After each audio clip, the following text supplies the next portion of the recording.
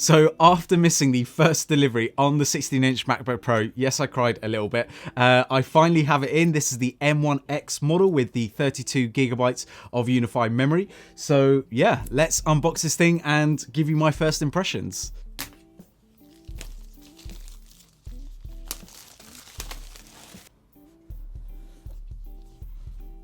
Oh, nice. So we have the 16-inch MacBook Pro, and yep, that definitely feels heavier than the 14.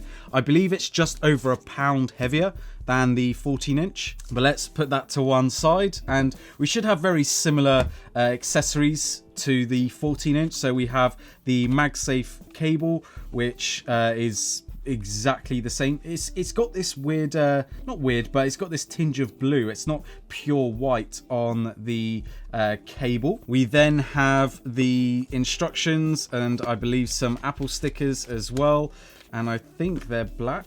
Do we have any Apple stickers? Let's have a look. Yes, we do.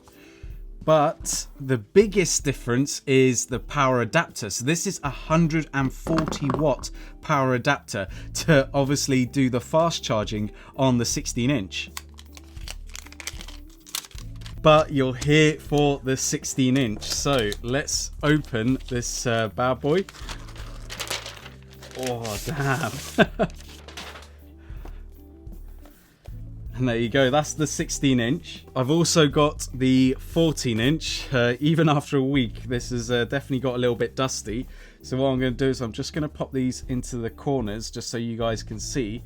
But yeah, basically, that's how much bigger the 16-inch is over the 14-inch. And as you can see, even the power adapters are hugely different. So this is the 67 watt power adapter. This is the 140 watt power adapter. So yeah, basically it's it's a lot bigger. But obviously this does provide more juice. Now you get the same ports on both the 14-inch and 16-inch, so you're not getting any more ports by going for the 16-inch. But yeah, that size difference I think illustrates for sure how much bigger the 16-inch is going to be to carry. So let's take away the 14-inch and let's open up the 16-inch. Oh,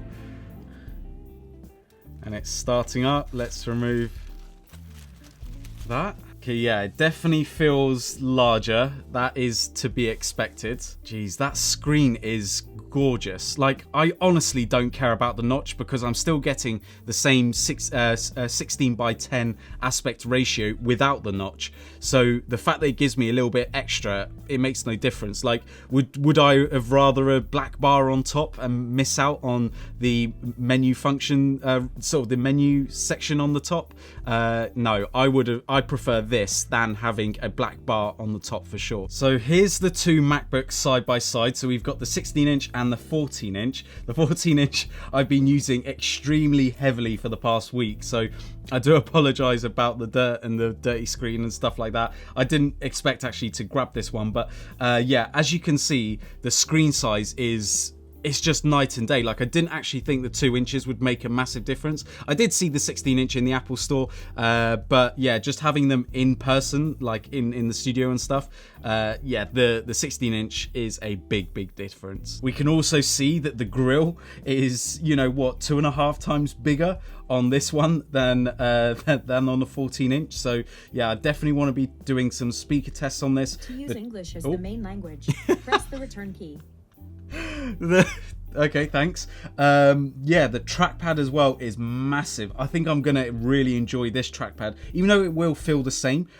Just having a larger trackpad is always nicer to use, especially on a bigger screen. And actually, even when you're using it with monitors and stuff like that, the bigger trackpad does help. So what I'm gonna do... British English is the main language. Press the return key. Thanks. I'm going to set this up and yeah, I'll see you in a sec. So I've just installed everything using Time Machine, so everything is identical on both machines. However, I did notice that there are a lot of issues on this one when updating to Time Machine. Now, I don't know if it's because this one is still running the first version of Monterey, which I know had a lot of bugs, and I know that there is an update coming out, so I'm going to play around with that, see if I still am running into those issues, and if I am, then I'm probably just going to do a fresh install and install everything again and all the files and everything, which is going to be an absolute nightmare. But In terms of first experiences, yeah, the bigger chassis and everything, I mean, it is definitely less portable. Just be aware of that. Like using smaller laptops for travel, I did forget about how big these MacBooks are, and yeah, the 16 inches is huge. Now that things have changed in the world, I'm not traveling or moving as much or going to different places as much, and to be fair, in terms of for my uses, this thing is probably going to be docked more so than it's going to be used for travel.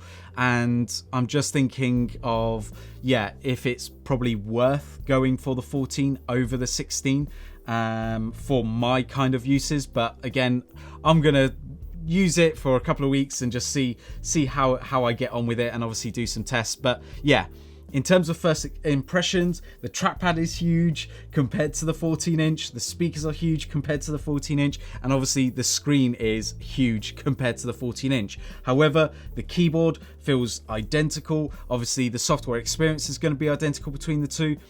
This one here is obviously running the M1 Pro, whereas this one here is running the M1 Max, and that's the top spec M1 Max, whereas this one here is the base binned version of the M1 Pro. So we've got two extreme opposite ends, and the price difference between these two is £1,200. So it's basically a MacBook Air in price between the two. And for those wondering about the size difference between the 13 inch, which is this one here, and the 16 inch, yeah, this is dusty because I haven't been using it in a week, but yeah, definitely a massive difference.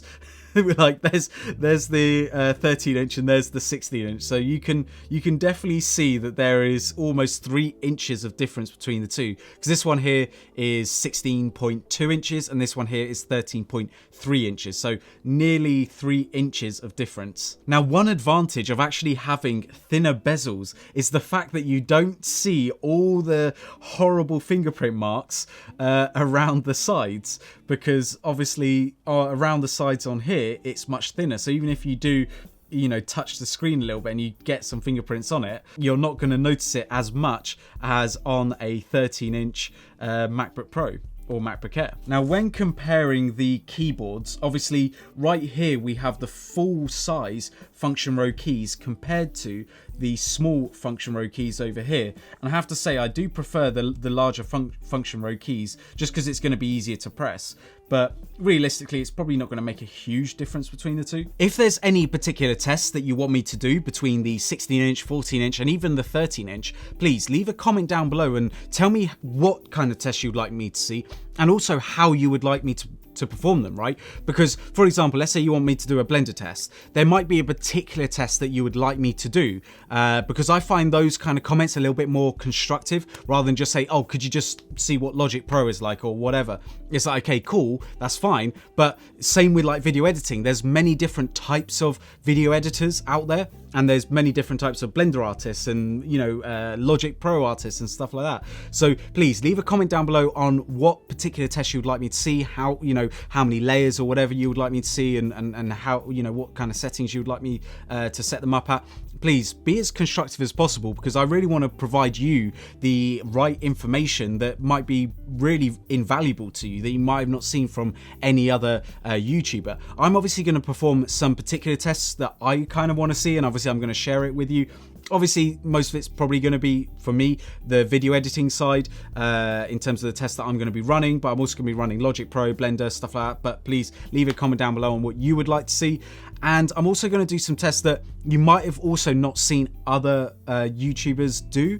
I've got one in particular that I've yet to see anyone try, which is very odd. So yeah, I definitely want to do that test. So that video will be coming out soon. But in terms of my initial impression of the 16 inch, I gotta say, I am liking it. I love the big size. For me, because I'm not sort of traveling as much. I think that the 16-inch might make more sense to me than going for the 14-inch. And especially when you're comparing the top specs, so the M1 Max chip, the price difference isn't actually £200, but it's only £100 between the two. So if I wanted to spec out this to its top spec and then spec out this to its top spec, it's actually only £100 difference. Whereas if, let's say, I went for the same M1 Pro chip in the two, well, then it's a £200 difference, which might be a little bit of a harder pill to swallow, because I don't know if there is £200 worth of difference between these two models, but I definitely would say there's a £100 difference between these two models,